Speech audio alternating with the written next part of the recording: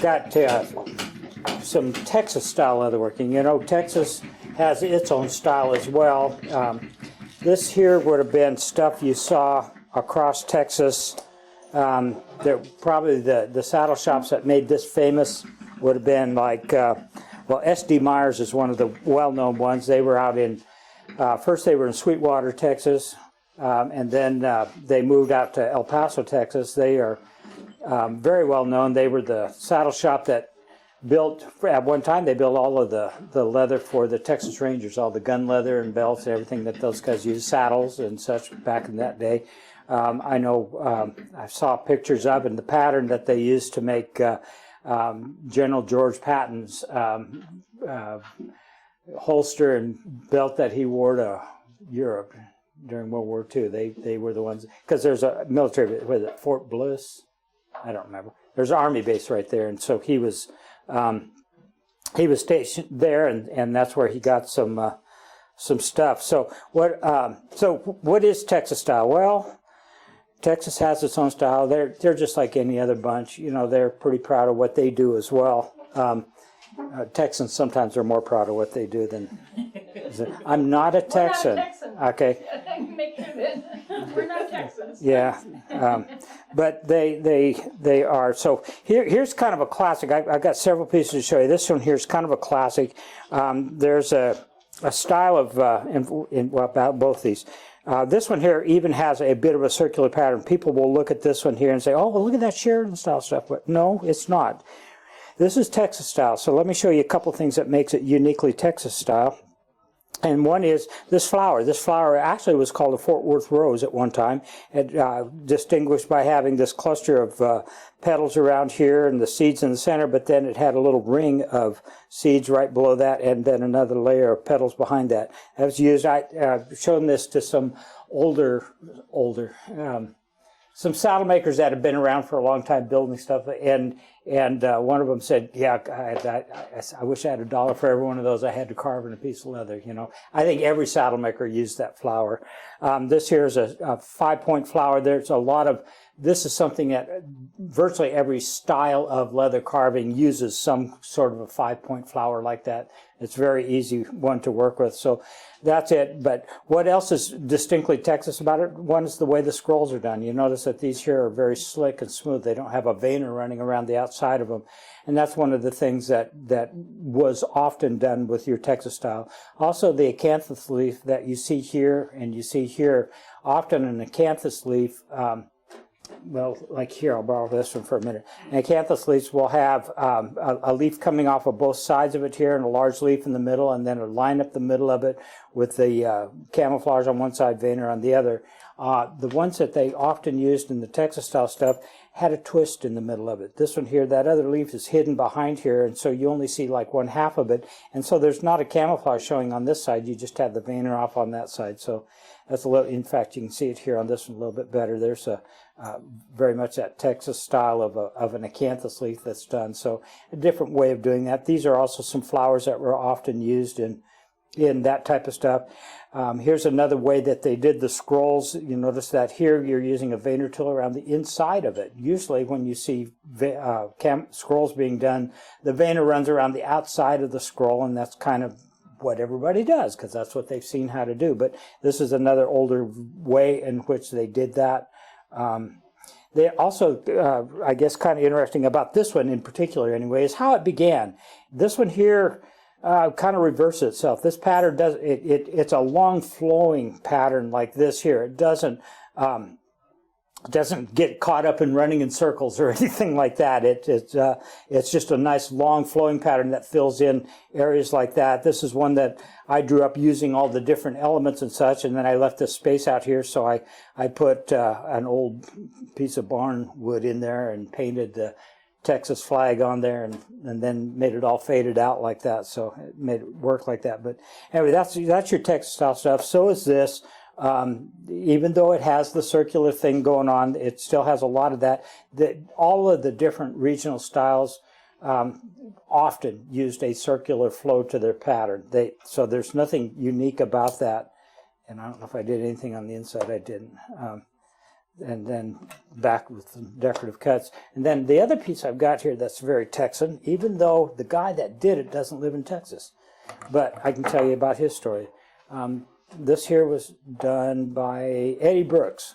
Eddie Brooks learned to do leather work at Windy Ryan Saddlery in Fort Worth, Texas, and he was in fact supervisor of that saddle shop for a while after Bob Moline decided to become a full-time artist.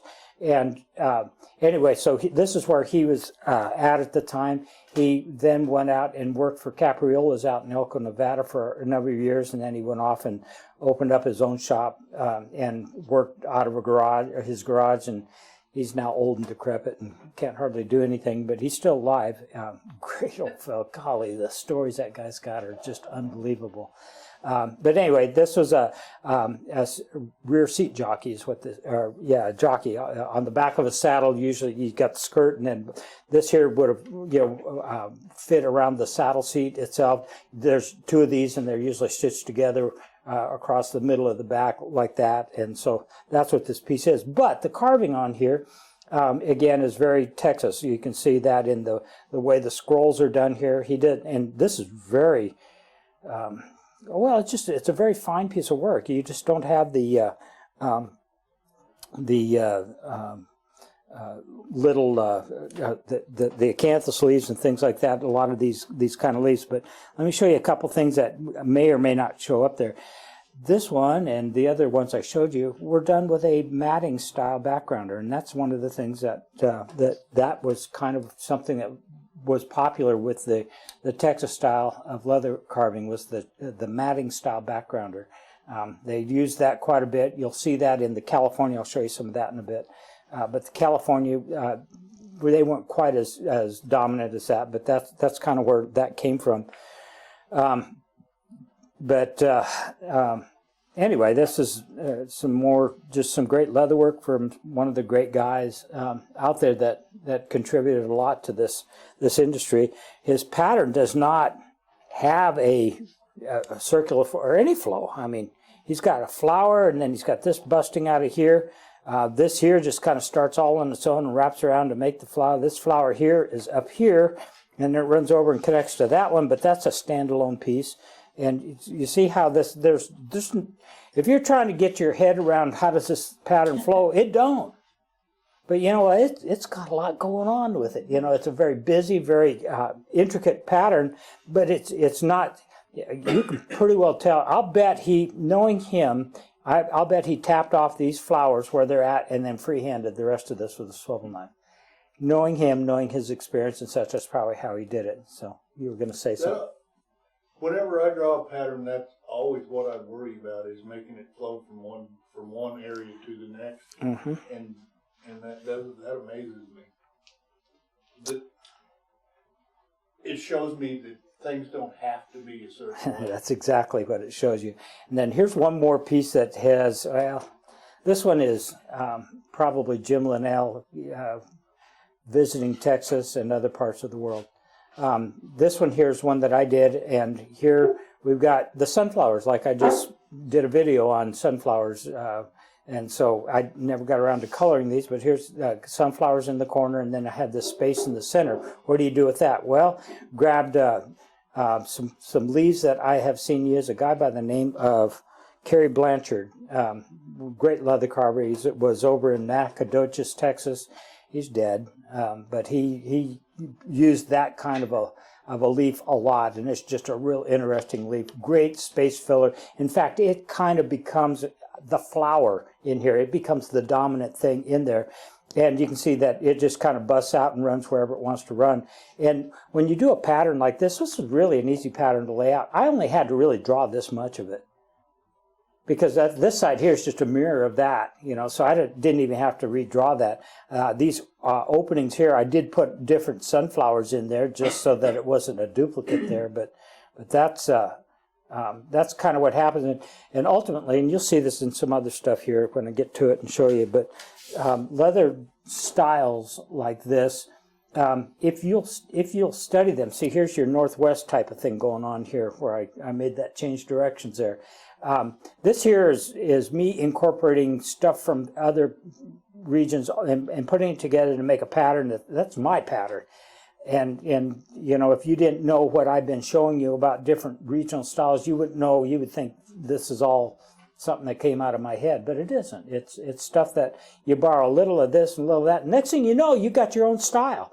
And it's a blend of all the stuff that's appealing to you. It's a blend of all the stuff that you like in your leather carving, and that's how people develop their own style of leatherwork. So anyway, I know y'all got some beveling to do, and you're just dying to get back to it. And that should keep everybody from dozing off as you all start hammering here. So, and I'll get back to doing the same.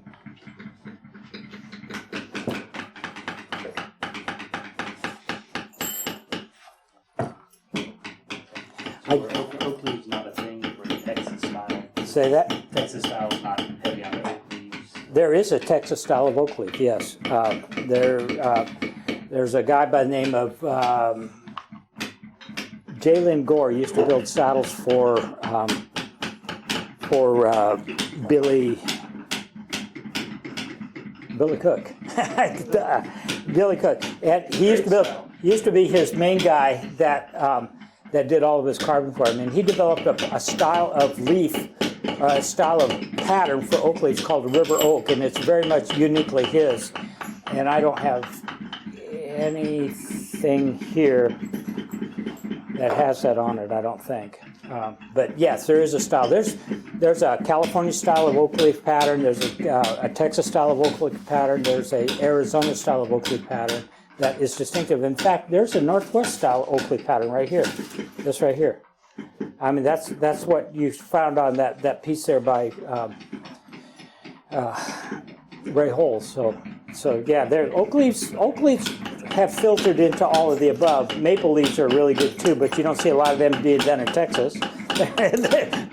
They don't do so well down there. So, but you know, that's what people at different regions have done, is incorporated whatever the flora around them. You know, they've incorporated that into their leatherworking, or into their style of work that they do. So. Look up that river oak. Yeah, golly, where do I have that?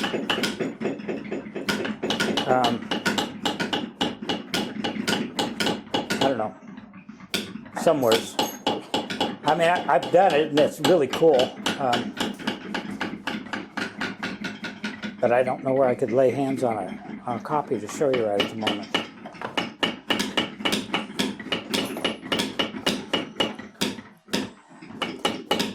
There's people getting into leatherwork today that think, oh man, I found this new stuff that people are doing now. It's leatherwork, they're stamping designs on leather and such, and oh man, it's the coolest thing. And you know, they think it started like 15 years ago.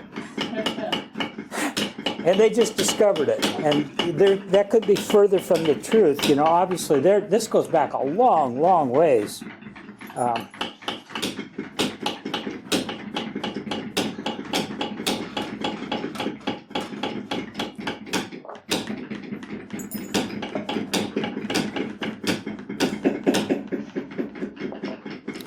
Okay, while I sort of still have your attention,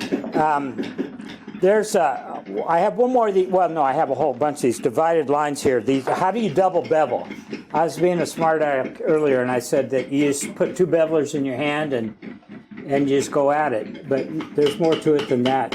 You can actually I'll do them a couple ways here. I've got one over here, and what I did is I beveled first one side, and then I went right back and beveled that same line from the other side with a little bit of being careful that you stay right in that line. You got to stay exactly on the line that you just beveled so that you don't, create some kind of a double line there. But so now it's double beveled. Everything, it looks like it folds down in there.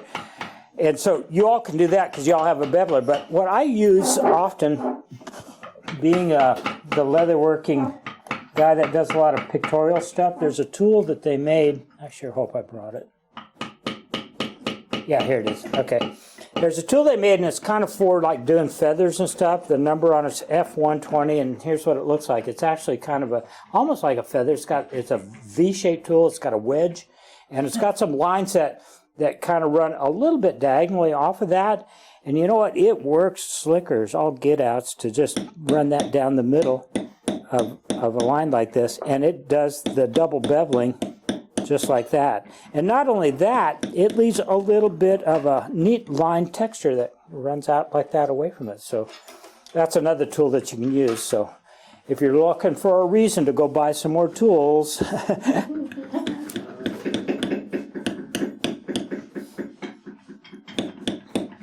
That's different yet from that leaf painter you were talking about. this is different yet from that leaf, leaf liner that I was talking about, yeah. This tool is probably used mostly, well, I've used it for a lot of different things. I think it was probably developed for doing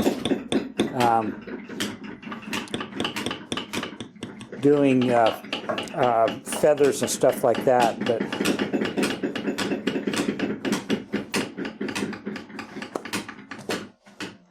I should turn my ringer on just so you can hear that. I have hearing aids and it's tied to this, and so it's ringing in my ears. I got an elk bugling in my ears, and so sometimes it acts like I'm not listening to you. I'm not. That's because I have elk bugling in my ear. I should turn that on. Y'all would appreciate it. I'll give you one more thing to laugh at me about. You ever hear of a guy by the name of Ben Moody? Ben Moody? Yeah. Okay. Ben Moody could actually carve a sweeping knife in both hands. And he could do a mirror image of whatever he's doing here, like that. He would do it with a pencil. He could sign his name and a mirror image like that as well. He was incredible. He was Al Stillman Winter, and I don't know how far back that goes, but he goes back to one of the earliest ones. He's dead too now, but he was one of the last saddle makers that the U.S. Cavalry had. He actually worked for the U.S. Cavalry as a saddler. He was, now this is long after that wasn't a formal mounted thing, but they still had gear and equipment, and he maintained that and kept that up until he left. But yeah, neat old guy. Talented as all get out, so with leather carving.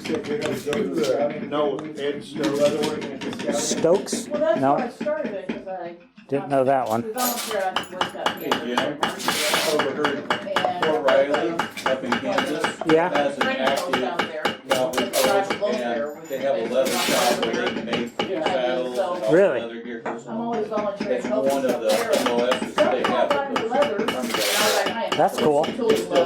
That's cool. Do they still do that for good, where they take the Canada? Don't know. I don't know. But If you're up that way, it might be kind of fun to it would be. Yeah, it's been a long time since I've been up there, but that, there's a lot of work there. Somewheres I've got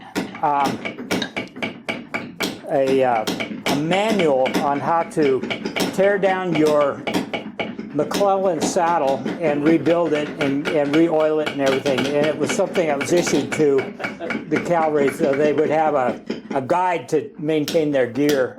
Yeah. I have a copy of that somewhere. It's pretty amazing though, but that's why leather is probably a bigger deal out west than it was in other parts of the country. It was more of a necessity.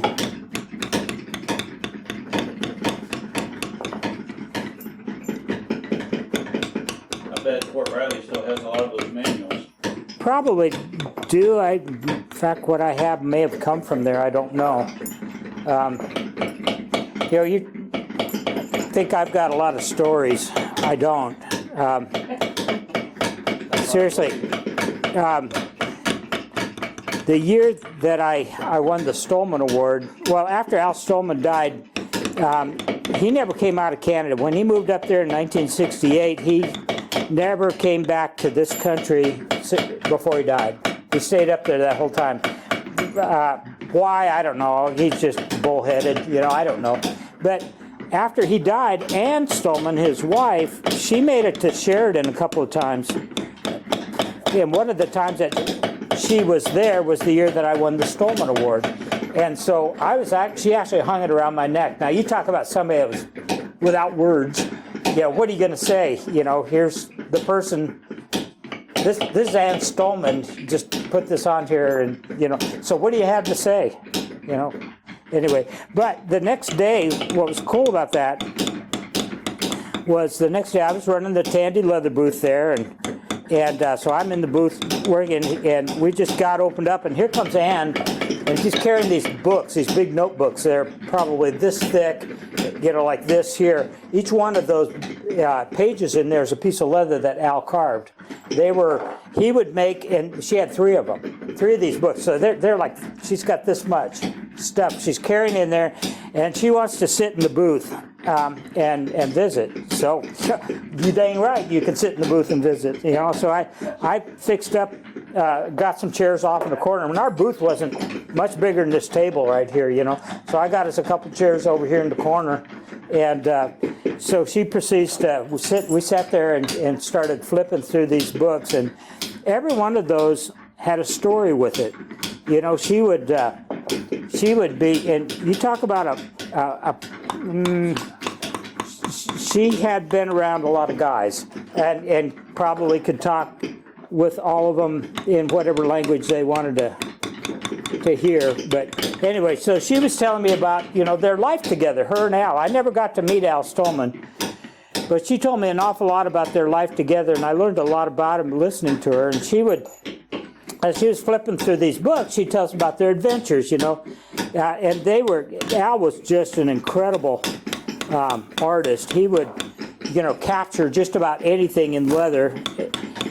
She said that he had, well, a couple of things, that whenever he was working on one of these cards, whether it was anniversary or birthday or Christmas or whatever, there was an off-limits part of their shop, and she just couldn't go over there because he was working on something, and she just knew that it was off-limits right now, and she couldn't go over there. And so that's how these things got created. And their shop wasn't very big. Their cabin wasn't very big, and the leather part of it was only a part of it, but they basically lived in their shop. Anyway, she would go flip through these, and she'd tell me, you know, I remember one there had a picture of her kind of coming out of the tent semi-buck naked, showing off her rear end, really, and chasing off some raccoons that were in their trash, you know, and he had captured this in leather.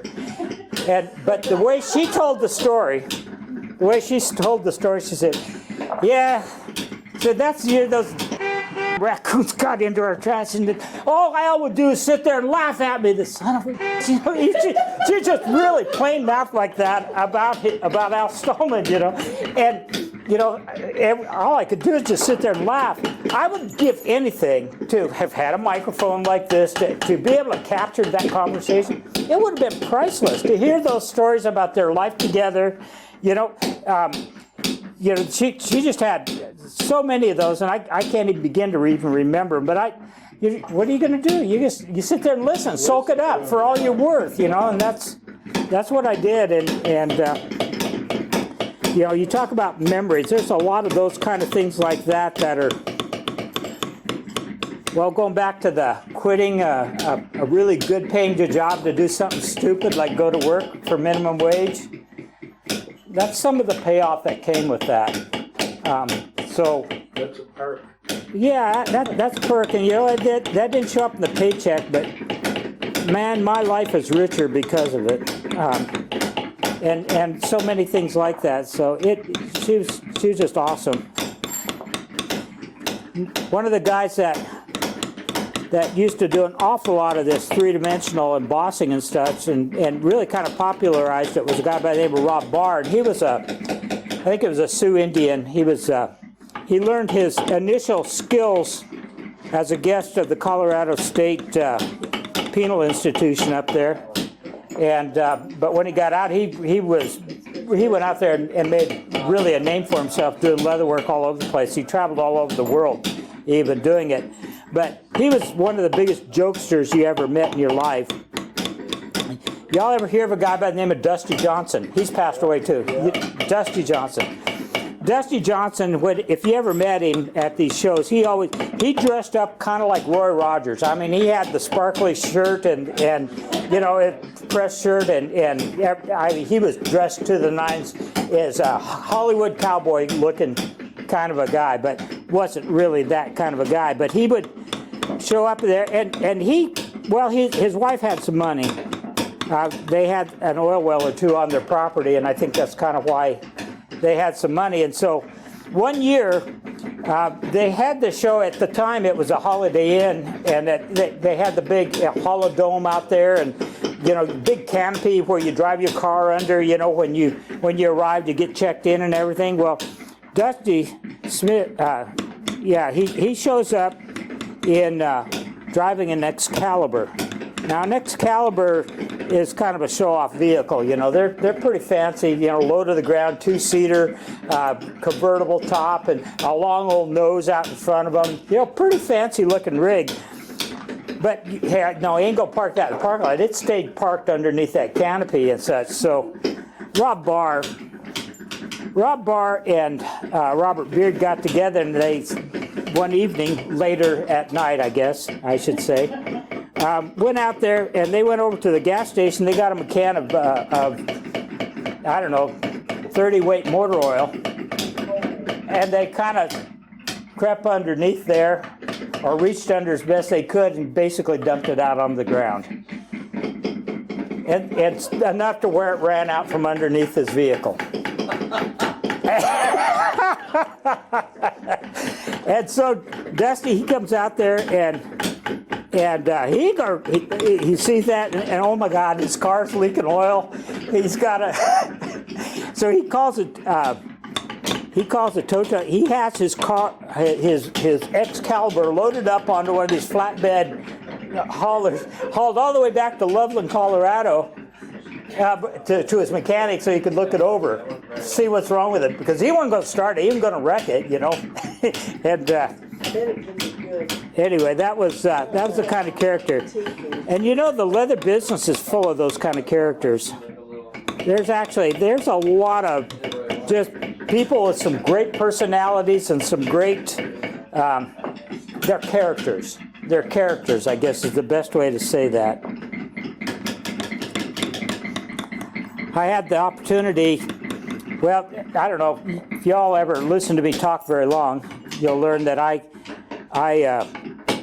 one of my mentors, if there is one, and then again, a guy I never met, is a fellow by the name of Ken Griffin. He wrote one of the early books on leather carving, Ken Griffin's scrapbook. He had another one on, Introduction to Leather Carving or something like that. But he actually worked at the Miles City Saddlery, so it was his style of work that I saw and fell in love with, and that's the kind of stuff I wanted to do when I, got along with it. And anyway, he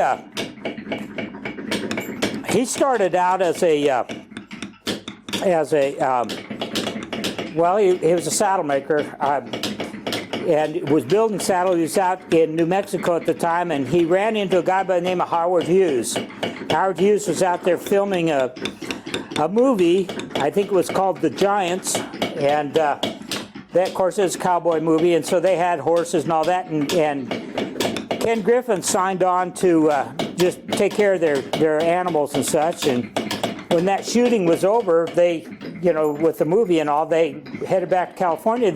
Howard Hughes invited him to go with him, and so he did, and that's how he ended up in California, and he ended up working for Ed Bolin and a lot of those guys out there, but he also ended up working an awful lot with Craft Tool Company. And so I have actually got a copy of a biography that was written about him by his wife Roberta after he had passed away, and it tells a little bit of his story and some of these things I'm telling you about. But in there it talked about Craft Tool Company and how they got how Craft Tool got going. But back in the day, and this would have been in the late 40s, they were in California, and Ken Griffin had a shop there where he was building, belts and custom work. I think he was doing watch bands or something like that. And from what I understand, he was just very particular, very anal kind of a person. Everything had to be in its place and so forth. And when he would get ready to go to lunch or whatever, he'd have all of his tools laid out here, and he'd have them, all lined up in a perfect order and everything, and a mallet and everything there, everything right there, so he could come back and go right back to work and everything. And he'd go to lunch and he'd come back and his tools and all were there, but somebody had moved them. They were not exactly where he had left them, and that just drove him nuts. And so he decided he was going to, next time to going to lunch, he was going to just hide out in the closet there and see what the heck's been, who's been messing with his tools. And so he did that, and it wasn't too long after supposed to have gone to lunch, in walks Dick McGann. Dick McGann was the guy that actually founded and started Craft Tool Company. And he proceeds to pull a piece of leather out of his pocket in a plastic bag, all cased up and everything, and he starts taking Ken's tools and stamping impressions into this piece of leather.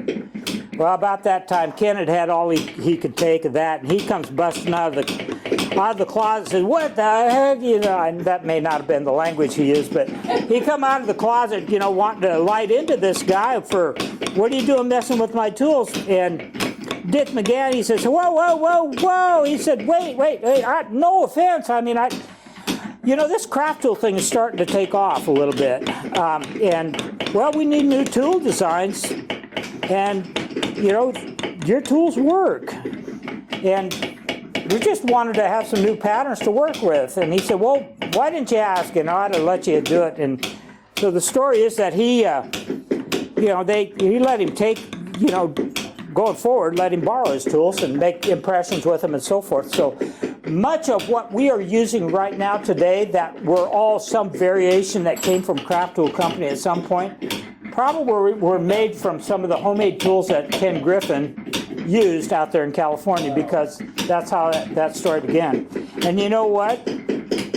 I have Ken Griffin's tools. Wow. And I actually can look at them and see that. His tools, and these probably aren't the ones that were being used at the time. Well, some of them are. Some of them are definitely handmade from nails or whatever.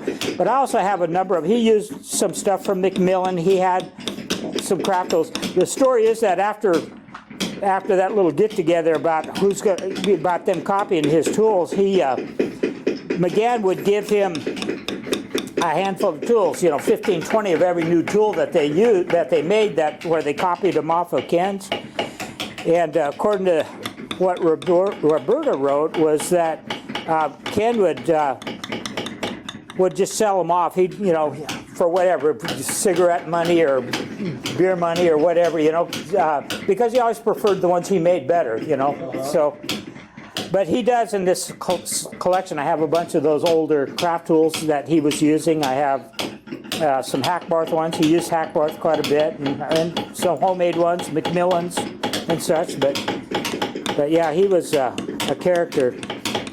I don't know how you prove it or not, but one of the things that's in this biography is in his early days when he was before he became a serious saddle maker, he was needing some money, and he was working on a ranch there in New Mexico, and one of the local ranchers had some cattle they wanted trailed down to Mexico, where they could either they were going to sell them off. I don't remember what the story was, but basically the rules were that, by God, they all ought to better get there, or you ain't getting paid. And so Ken and a buddy, I guess, took off with this herd of cattle. They were taking them down to New Mexico, and I guess they had some kind of an issue crossing a stream or something like that. One of their horses drowned. Didn't make it, And so they're like a horse short, and so they went to a local ranch where it appeared they had extra horses and borrowed one. And they got all the cattle down there, and the guy actually was surprised that they got in there, because this was during a time when, who was it, Cisco Kid or Pancho Villa, there it is. He was still running that country at that time, and they were a little surprised that they were able to get through. The guy did but anyway, what he did, they ended up paying off and everything. And I guess on the way back, they returned the borrowed horse in the same manner in which they borrowed it. Silently at night. But yeah, so these are some of the characters. These are some of the people that are at the middle of this business of leatherworking. These are the people that left their tracks behind for us to follow. You know what? There's more to this craft than just whatever you saw in the last pattern book you looked at. I mean, there's history and heritage and a richness, and we got to get that passed on to the next generation.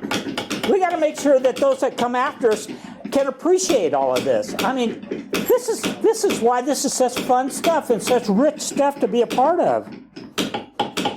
So, have I convinced y'all yet to start teaching? Yeah. Okay.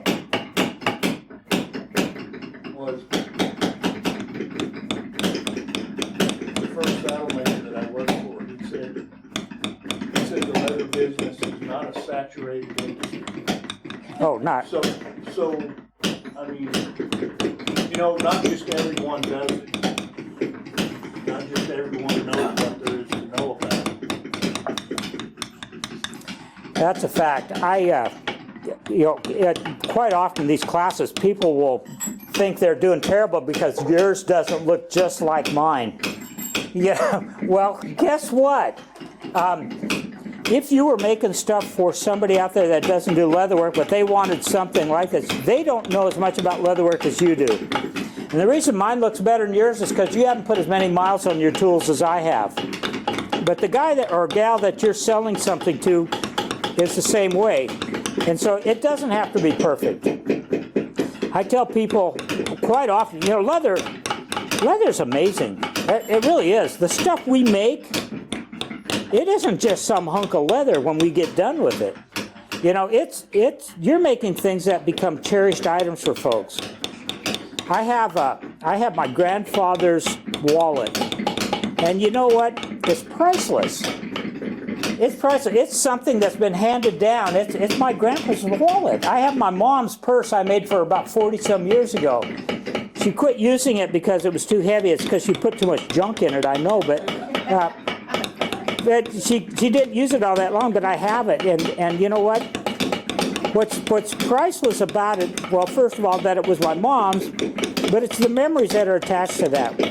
When you make something for someone, you're not just giving them a hunk of leather that you didn't have nothing better to do with your time. No, you're giving them a piece of you. You're giving a piece of your time that you will never get back. You can't ever use that time for anything else than what you just spent it on making something for someone.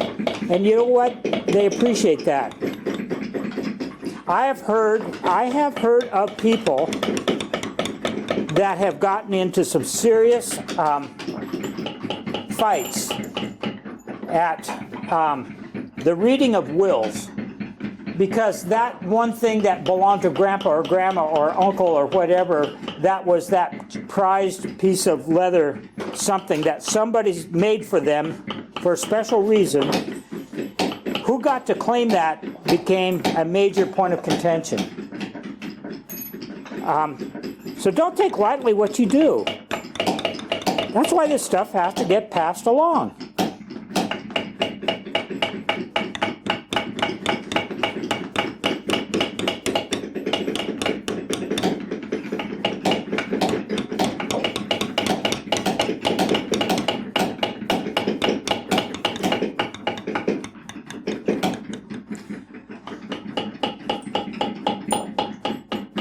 When I did that free class that I do every year still up in Sheridan for the kids, and I get it sponsored by somebody every year. You know, they provide the tools and everything I use, and then if there's a kid that shows up there that's never done leather work before, they get to take those tools home with them. I give them a set of tools right there on the spot.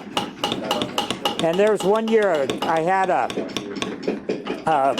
young man, and it's usually pretty full, in fact, to the point where parents have to stand outside. There's not enough room in there for parents and kids both. But Anyway, there's one time I was, when they were still holding it, or my class, and he was still being held at the hotel there.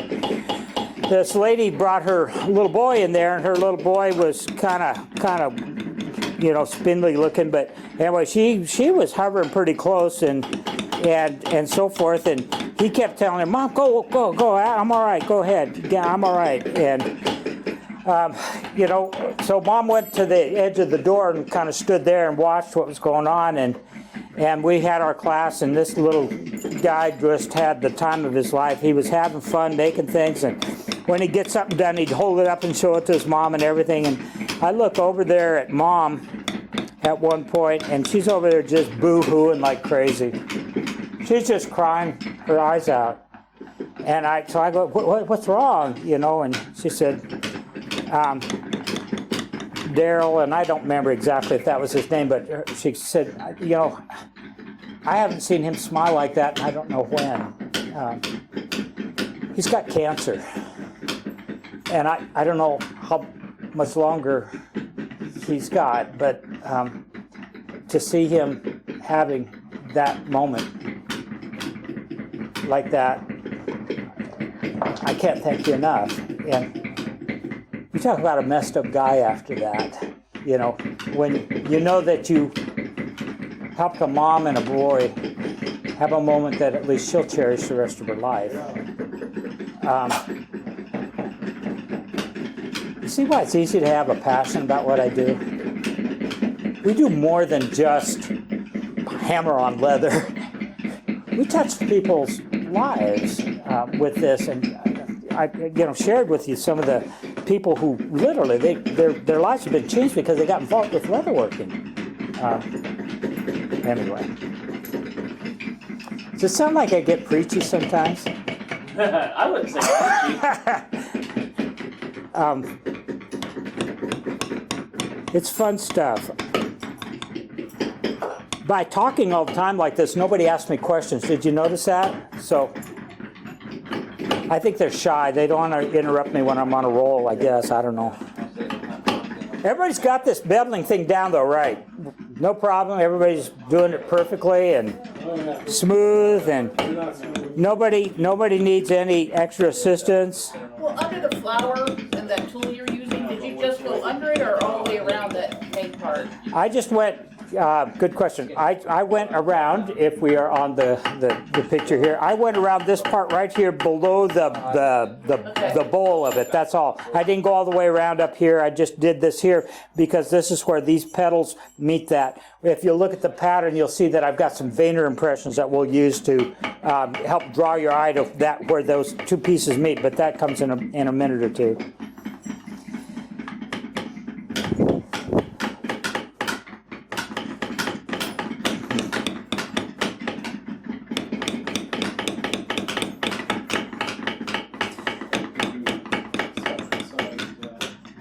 So, just to encourage you all to talk, where'd everybody learn to do leatherwork? Where'd you all get your start? I was down there in the 70s, and then I put it away because life happened.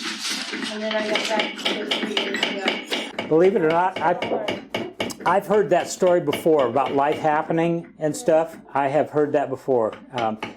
There are a lot of people. In fact, I ran a candy store for many, many years, and I can't tell you how many times I'd have somebody come in that just retired, you know, and, you know, back when I was a kid, we used to do this leatherwork stuff in Scouts or 4-H or in school or whatever, and, you know, it was fun stuff, and I thought I'd get back into it, and, you know, getting a taste of it, wherever along the line you get a taste of it, it comes back. It's a good thing to have. Gratification that comes from doing something and seeing that, God, I made that. Yeah. I mean, look, I made that. Is that not something that, how do you put a price on that? Well, and my testimony is the fact that I didn't know I had it, but God did.